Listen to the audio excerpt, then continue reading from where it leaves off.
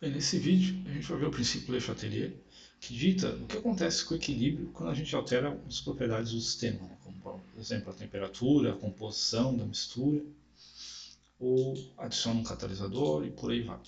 Então o princípio Le Chatelier diz o seguinte: quando um sistema em equilíbrio é sujeito a uma perturbação, a composição se ajusta para minimizar o efeito da perturbação. Então se a gente dá um tranco na mistura, a mistura vai se adaptar de maneira a minimizar o efeito dessa perturbação que a gente realizar na mistura.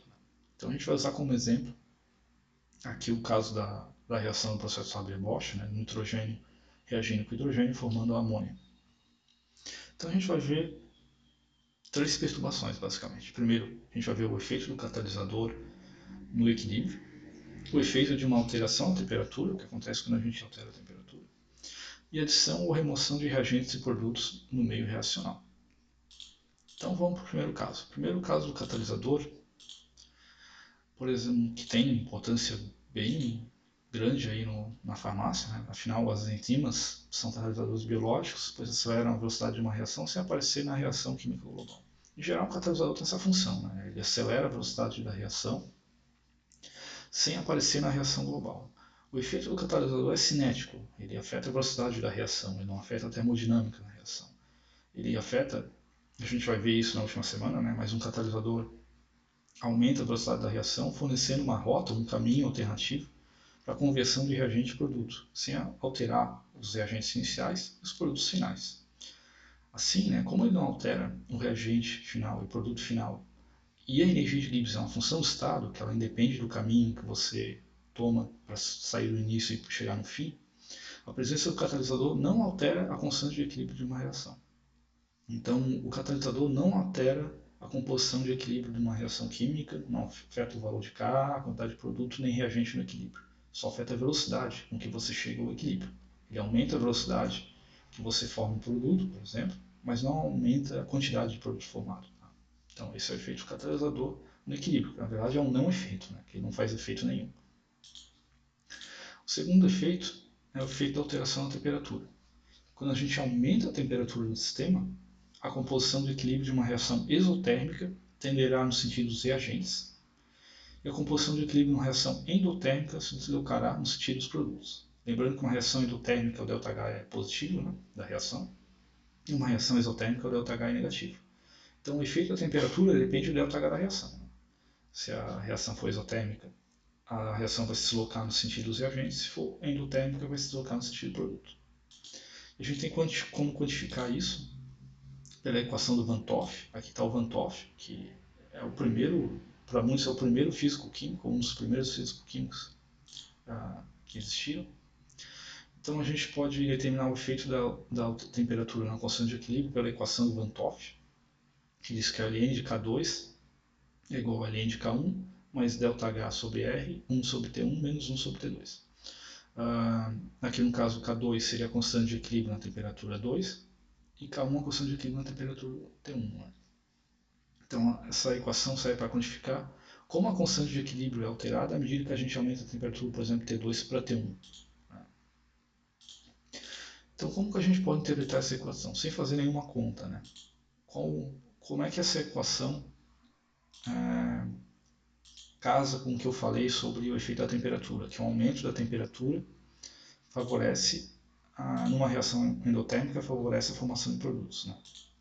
Então, se a gente considerar o caso que T2 é maior que T1, ou seja, um aumento de temperatura, esse termo entre parênteses aqui vai ser positivo, porque 1 sobre T2 vai ser menor que 1 sobre T1, então esse que tem aqui dentro de parênteses vai ser positivo. Se a reação é endotérmica, né, o ΔH é positivo, e todo esse termo aqui desse lado vai ser positivo. Ou seja, o ln de K2 vai ser maior que o ln de K1, porque a gente vai ter desse lado direito o ln de K1 mais um monte de tranqueira aqui que é positiva. Então, a ln de K2 vai ser maior que a ln de K1, ou seja, K2 vai ser maior que K1. Então, a constante de equilíbrio vai aumentar com a temperatura em uma reação endotérmica. Lembrando que se a gente tem uma constante de equilíbrio com valor mais alto, significa mais produtos no meio reacional, no equilíbrio. Então, quando a gente aumenta a temperatura em uma reação endotérmica, a gente aumenta a constante de equilíbrio, o valor da constante de equilíbrio, e a gente então aumenta a quantidade de produto na composição em equilíbrio. Né? Lembrando que a constante de equilíbrio é uma constante, mas se a gente variar a temperatura, ela vai variar. Né? E a mesma discussão aqui, né, pode ser feita para uma reação exotérmica. Mesmo tipo de discussão. Se a reação for endotérmica e a gente aumentar a temperatura, esse cara aqui vai ser positivo, mas esse aqui vai ser negativo. Então o LNK2 vai ser o LNK1 menos alguma coisa. Então o K2 vai ser menor que o K1. Então vai ter uma quantidade menor de produtos no equilíbrio em relação ao K1. Então vamos ver agora o outro caso, o caso da adição ou remoção de reagentes e produtos. Então a adição de reagentes à composição de equilíbrio deslocará a reação no sentido dos produtos, e a remoção de reagentes na composição de equilíbrio deslocará a reação no sentido dos reagentes. Então se a gente adiciona reagente, por exemplo, nessa equação aqui, né, nessa reação, essa reação está no equilíbrio. Se a gente adicionar mais nitrogênio no meio reacional, a gente vai deslocar a reação para a formação de mais amônia. E se a gente tirar nitrogênio do meio reacional, a gente vai deslocar a reação para a esquerda, né, para o sistema repor a quantidade de amônia que foi tirada do equilíbrio. Lembrando que a constante de equilíbrio é uma constante, né? Se a gente não está variando a temperatura, como é esse caso aí, ela não está variando de valor. Então, se a gente alterar a quantidade de uma espécie ou aumentar a quantidade de uma espécie, para a constante de equilíbrio se ajeitar, né, voltar ao valor que ela deveria ser, se a gente aumentar a quantidade de alguém, a reação vai ser deslocada de maneira a diminuir a concentração, para você voltar ao que era antes. E se você diminuir a concentração de alguma espécie, a reação para voltar ao que era antes vai formar mais aquela espécie. Então, se o sistema está em equilíbrio e for adicionado hidrogênio, por exemplo, o sistema tenderá a minimizar o aumento e a reação será deslocada para a direita no sentido dos produtos. Né? Sempre o efeito vai ser inverso. Como a gente pode interpretar isso em termos de Q e K, né? Consciente de reação e da constante de equilíbrio? A gente já viu essa relação, né? Que ΔG da reação é RT ln de Q sobre K. E as expressões por Q e o K são semelhantes. Né? Aqui eu botei em termos de concentração, mas antes eu falei em termos de atividade, mas os dois são proporcionais.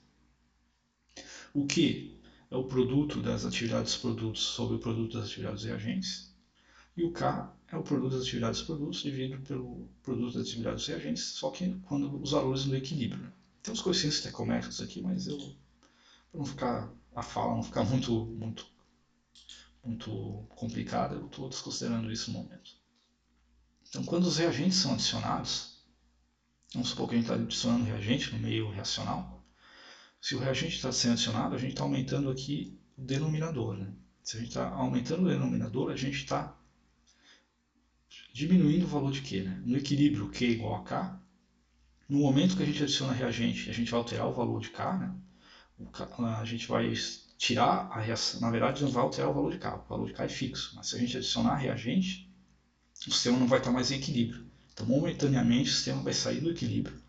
E como a gente está adicionando o reagente, a gente vai diminuir o valor de Q, né? Porque a gente está adicionando aqui o denominador. Então, a gente vai diminuir o valor de Q e momentaneamente o valor de Q vai ser menor que o valor de K.